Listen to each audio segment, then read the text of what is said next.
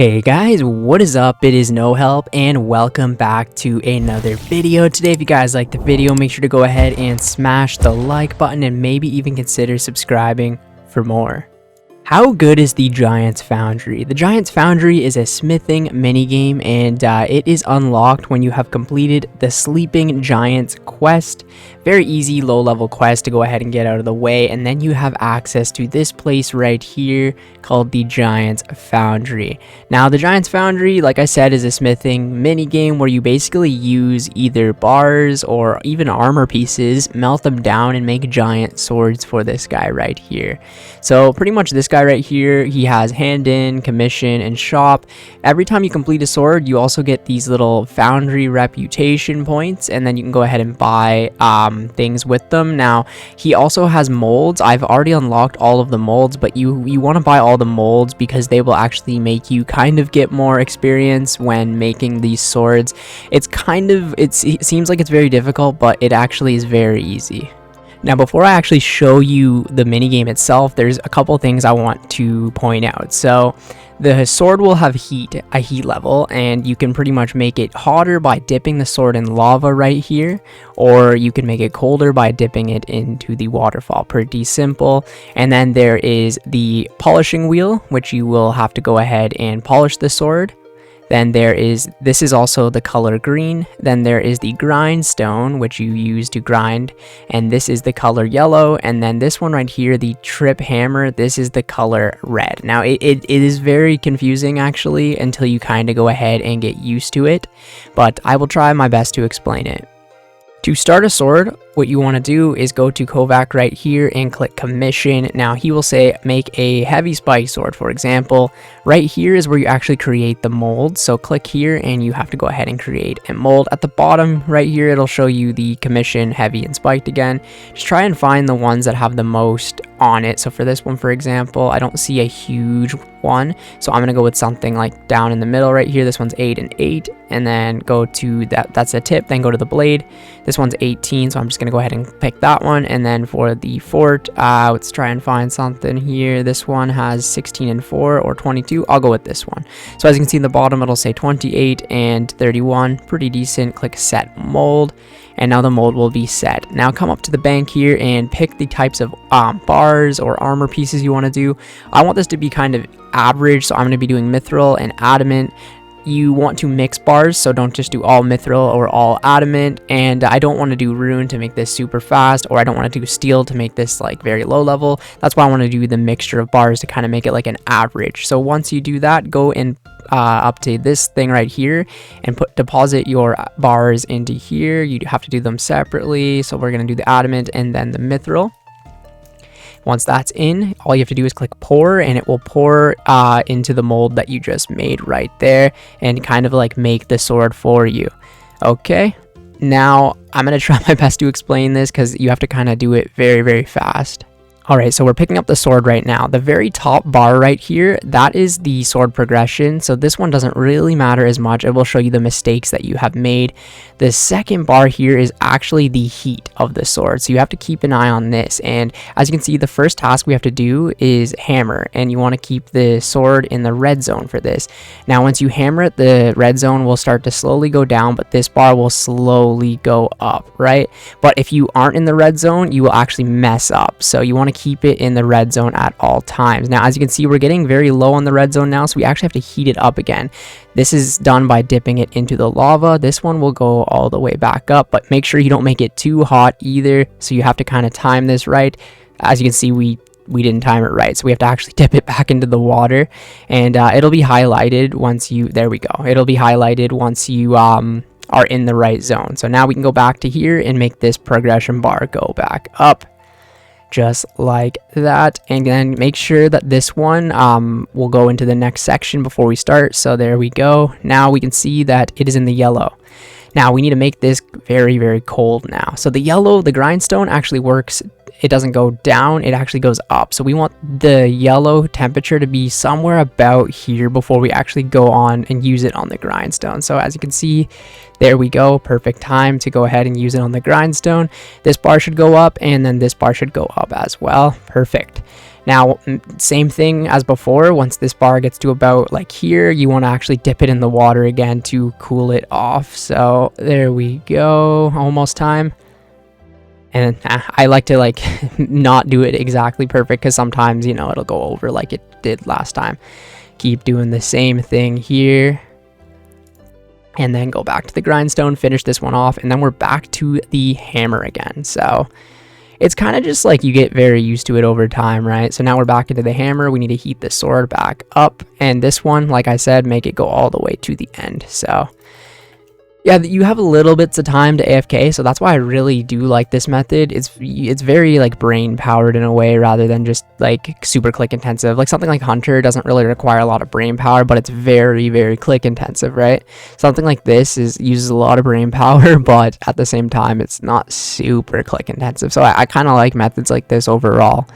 But as you can see now, we're pretty much just doing the exact same thing over and over. So I will show you the green one in a second. So I'll be right back.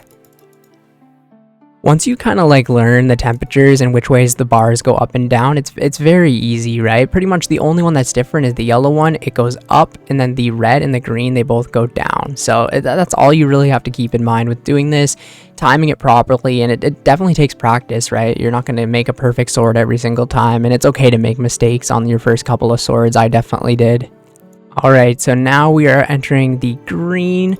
This one is just pretty much the exact same, but slightly different. So you want to get the heat all the way back down to where the green bar is. And like I said, keep it around like this, kind of same as the red, really. So at the ending here.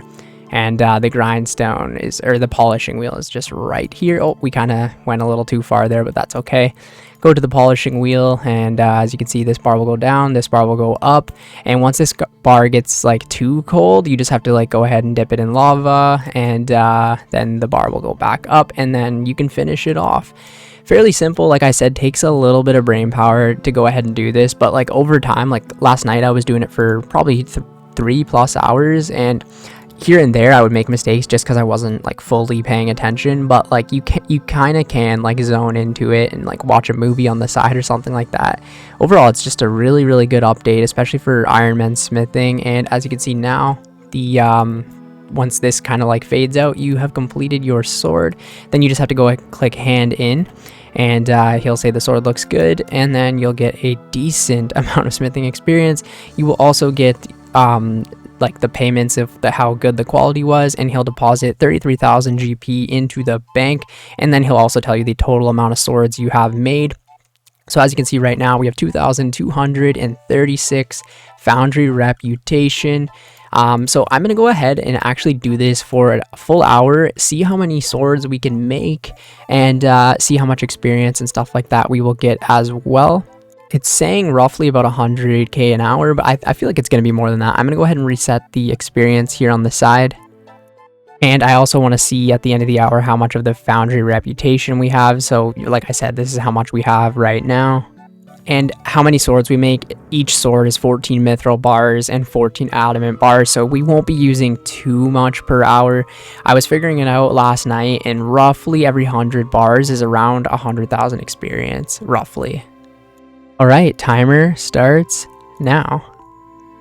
Alright, on to the second sword already. We're about 9 minutes in, so I mean, could be better to be honest, but it also could be worse. Yeah, let's just keep knocking this out. Alright, coming in with the second sword done. We actually made a couple mistakes there, unfortunately, but anyways, let's just go ahead and hand this in with no time to waste. Oh, that one was really bad, only 13k. Can't mess up, boys. Alright, coming in with the third sword, hand this right in as well. We keep messing up. I don't know what's wrong with me. I think I'm just like trying to do it like too quickly or something like that, and I mess up this way because I want to get the most obviously per hour. Right? Oh god. Let's just make this sword and let's go. Alright, let's go. Hand in. This one was probably pretty good. 18k. Okay, we've got another 4 minutes left on the timer for the hour to finish up. So this sword may take, 5-6 minutes, but I'm going to go ahead and finish this sword anyways, just because I don't want it to, you gotta finish the sword. So I guess I don't know how many swords that I've actually fully made now in this hour. Maybe I don't really know, like 6 or 7, maybe 8. I don't really know, but I think I only messed up 3 of them, which is still pretty bad for somebody who's played this game quite a bit. But yeah, I have had a couple perfect swords, which definitely helps. The lowest XP I got, I think, was 12 or 13k XP for a sword, and then I got one that was almost 19k. So it can vary, and depending on how quick you are and how, you know what I mean, just how perfect the swords are and stuff like that, it will really boost your XP. So pretty much like the better you get at playing this minigame, the more XP you will get overall. Okay, perfect. So about an hour and 4 minutes that we're in here for. So let's hand this in, and I'm not going to receive another commission right now. Let's check the XP. 148k experience gained in the hour. As you can see, the hourly rate right now is 145 because we were a few minutes over, but that is pretty damn good. Considering with gold, you can get maybe 350k XP an hour, so gold is just about double, right? But you use so much resources, it's so click intensive, it could be very expensive as well. This is great. You make money with this. It's not the most money in the world or anything like that, but you definitely make money. So we did 11 swords in the hour, and each one, you know, 33k, 33k, 35k. It really just depends, honestly, on like how good the swords are or whatever. But you know, 300 to 400k an hour. That's not all profit, obviously, because you use your own bars and stuff like that. But you do make a little bit of money. And let's check how many points we have now. So at the start of it, we had just like under 2,000. So let's go to the shop right now. So we gained about 1,700 reputation in the hour, which is pretty good. Like that's almost enough for the double ammo mold in just an hour, right? If that's what you're here for, whatever. I'm gonna personally be saving up for the smithing outfit. It looks like I could buy some pieces right now.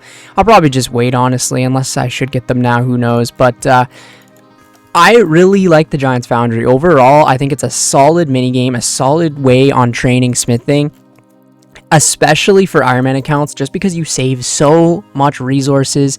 Like with the stuff I have in my bank, like I don't even know how much smithing experience, like this right here should be enough for me pretty much to get 99. Like that's 2.7 pretty much million XP, like almost enough just at these bars that I have right here to get 99. Then I obviously have a ton more, so you just save a ton of resources with this.